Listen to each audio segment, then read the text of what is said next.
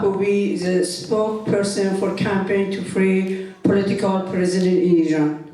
Former political prisoner and a women rights activist. Shiva Mabobi is an Iranian former political prisoner. Prior to her arrest, she was active in the student movement in Iran against the Islamic regime of Iran.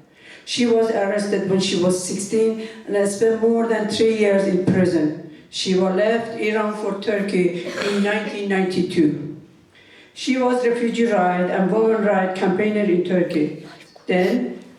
She went to Canada and lived in Toronto, where she was the coordinator of the Action Committee in Defense of Women's Rights in Iran, Canada. She has campaigned for women's rights, abolition of stoning and death penalty, refugee rights, and release of political prisoners all her life. She also works as a psychotherapist, and right now she is now living in UK, and she is currently the spokesperson for the campaign to free political prisoners in Iran. Please.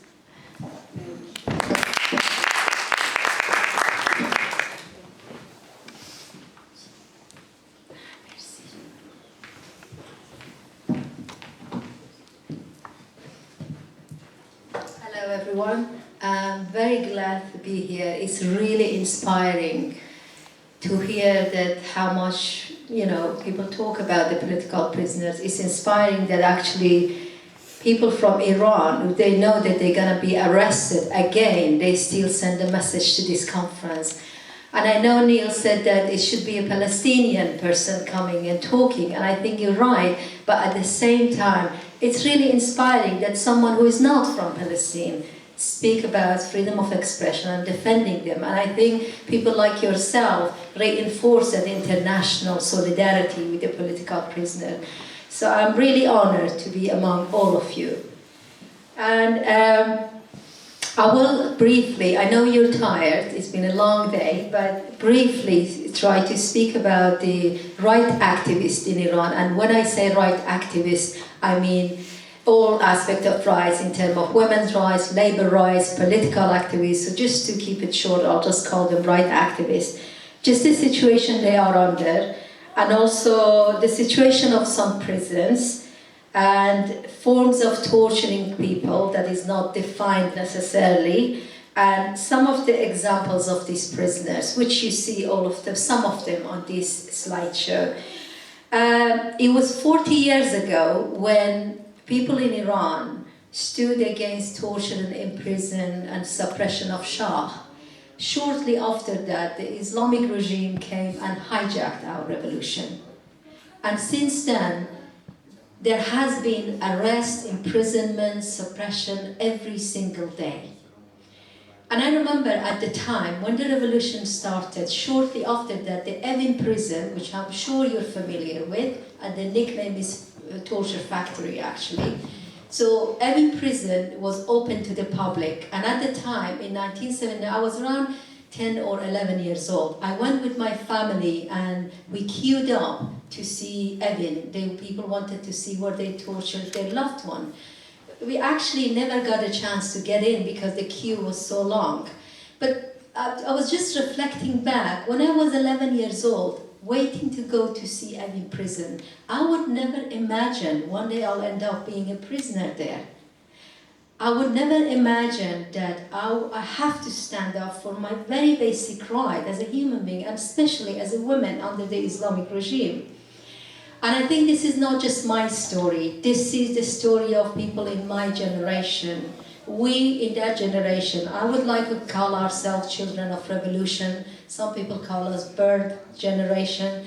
And I would like to say we learned from the very when we were a kid. Actually, we have to fight with our right, otherwise we won't survive. So I guess when you think about it, and I know that it's not just Evin prison, there are plenty of other prisons that I would name it. But I would like to, you see those pictures, we talk about the situation of a political prisoner, and I don't think it's very different in Turkey, Palestine, Morocco, Egypt, or any other country. It's very similar. But I think I would like you to, for now, step back before we talk about political prisoners. And just imagine what it's like to be a right activist in Iran. What pressure you are under. It's not just we end up in prison. We were in a bigger prison before that. So I know some of you have been among those prisoners and activists in Iran, including myself, but I would like to imagine when you're coming back from work, from school, and you're tired, you're going home to rest, you're getting close to your house, and all of a sudden you see the door is half open. You hear the crying from your family. You see everything is upside down inside the house. Members of the family, including your young children, are crying, saying that the security forces, they raided the house, they took everything, including your computer, your personal stuff, and they're gonna come back and arrest you. It's horrible, isn't it? And then at that point, these activists think about, what do I do? Do I go to hiding, or do I stay around to get arrested? Unfortunately, many activists have to stay around because the problem is many of them are breadwinners. Many of them know if they go to hiding, what happened? They will arrest a member of the family. So they stay around. So these right activists, not just right activists, to be honest, everyone who opposes the regime, every single day their phone being monitored, they've been threatened every single day. They get expelled from work, from university. You're monitored all the time. So, but if you look at that, all this happened because that person demands to have a life worthy of a human being, demands to have the unpaid wages, demands to have, the right to wear what I want to wear, the right to travel, all these very, very basic things that we don't even think about it in these countries. For that reason, they are under massive pressure. And so, basically, when they arrest them, they send them to prisons, and most of the time, in the beginning, family do not know what happened to them. They are under intense interrogation, long hours of interrogation, solitary confinement, physically and psychologically being tortured, including rape, including being deprived of medical attention. But I think the best way to see what's happening with these prisoners is the testimonies from prison. And I'm really sorry if this comes a bit disturbing to you, but I think we have to talk about it. Gladly I speak English, and hopefully that young guy don't understand what I'm saying. So one of the prisoners that in 2009, if you remember the uprising, do you remember there was lots of demonstrations? At the time, they opened a prison, which was a kind of an infamous prison, Kahrizak, which is known as death camp, and they put lots of people there. One of the witnesses saying, raping and sexually assaulting prisoners, taking their clothes off, pouring water on them, and lashing them while their body is wet, so the prisoners feel more pain. On the hot days of summer, guards would force prisoners to crawl on the ground on hot asphalt, and then they walked on prisoners' hands and feet while they were crawling, and they broke the bones in their hands and feet. And another eyewitness in 2009 saying, I saw a person who had all but his two upper teeth knocked out, his nail had been pulled out, his head had been bashed, and I knew that his kidney had stopped functioning. But what most disturbed me were the sign of rape on the body, stitches around very sensitive part of his body. He had been brutally raped, and this was very, very common in 2009.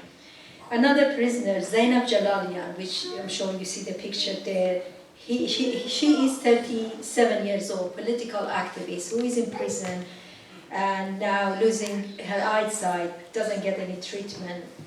In a letter she said about the torture, she said, they tore my clothes, blindfolded me, chained my arms and legs to the bed, and terribly tortured me. My feet were terribly swollen as a result of being flogged with cables. They tortured me so much that I felt numb. I lost control of my bodily function. and I wetted my pants. And one form of torture that they do, beside the very known one, is, I'm sure in other prisoners as well, is depriving prisoners from medical attention. One, and second, they put political prisoners in prisons that they are contagious diseases, and they just leave them there. The reason is because regime wanted to get rid of them, but they don't execute them, because if they execute them, they're going to face international campaign. So it's better to just get rid of them in this way, and they just say that this is because of the natural causes.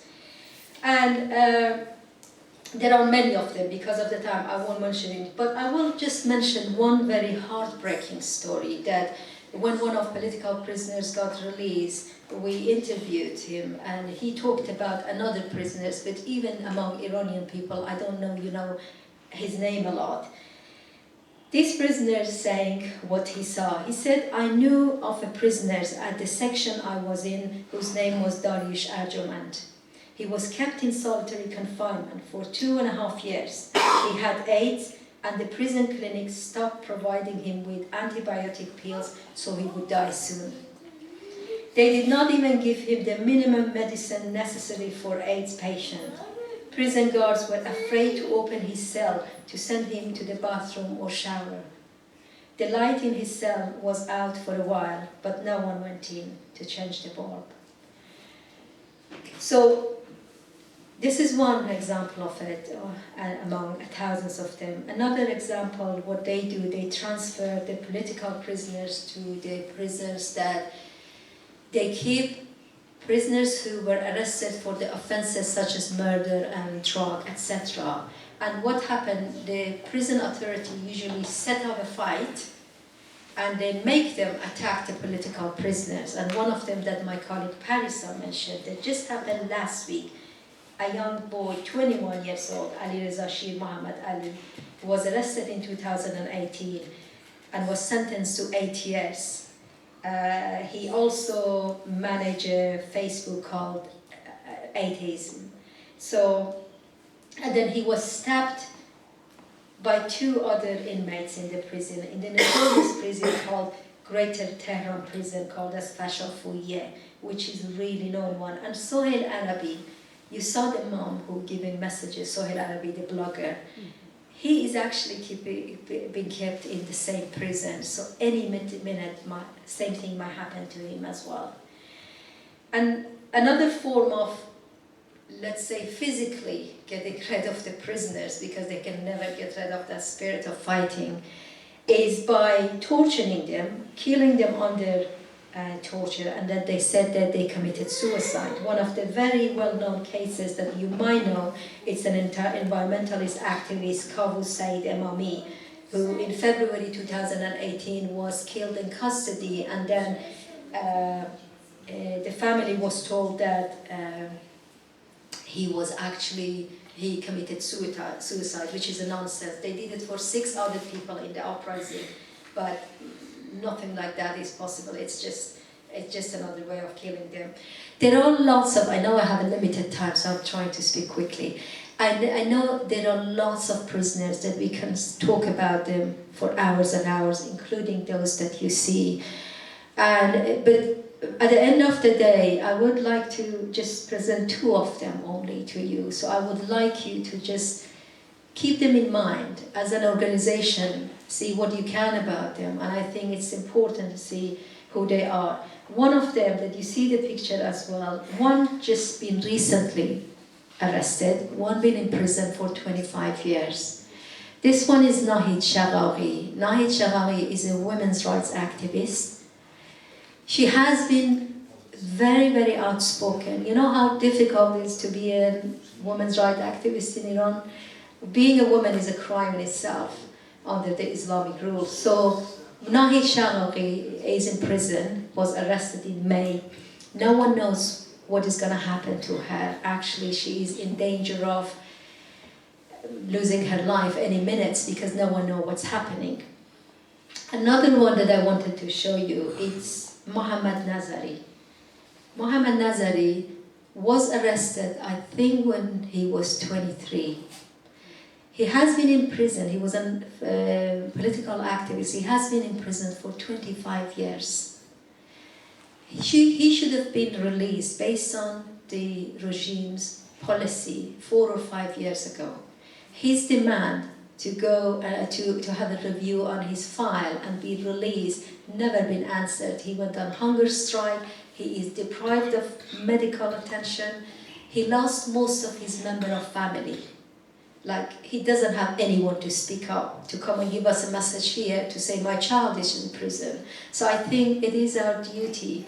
These are not just the boys and girls of their own family, it's actually our family as well. I'm not just talking about Iran. I think no political prisoner should exist in the world. But at the end, what I would like to say, I know, as Neil said, we can talk for hours about this, and it's necessary, but of course it's important to talk about the torture. So I would draw your attention to the brutal torture, to the torture and imprisonment of these people, to people who've been killed just literally because they want to speak their mind, that's all. I would draw your attention to all this. Please do not forget, because it's dangerous to forget what happened to these people. But at the same time, I would like to invite you, with your heart and in your mind, to just see beyond that torture. Because what the torture does, why the dictatorship and fascist regime do that, is not just torturing one person. They want to instill fear in the society. That's what they want to do. They want us to remember the torture, not the fight. And so for that reason, I invite you to see beyond that. See the person beyond that torture. See the fighter. See the person who is still standing up for their rights and is so brave. We saw some of them here, but at the same time, through their letters, when they send out. I will just mention two of them. Zainab Jalanian, the same woman who is in prison, in one of her letters says to the oppressors, you should know by now that women could not oppress by way of massacre, torture, and imprisonment. A woman is born free. No oppression can force her to give up her right. Sohail Arabi, another one that you're familiar with, in his letter said, he is the voice of a generation that is not scared of prison and fight for freedom. And this is what I want you to leave you with, not the torture, this. If we remember this, then we keep on fighting. If we remember this, when I was in prison, I would never imagine one day I'll be here talking to you. But what kept me alive, that my cause is right, I have to fight for freedom. So I want you to remember the spirit of these people, that they are in prison and not giving up. So we shouldn't give up. And I think all together, no matter which country we're from or fighting for, which political prisoner, we should get together and be the voice of all these prisoners. Thank you.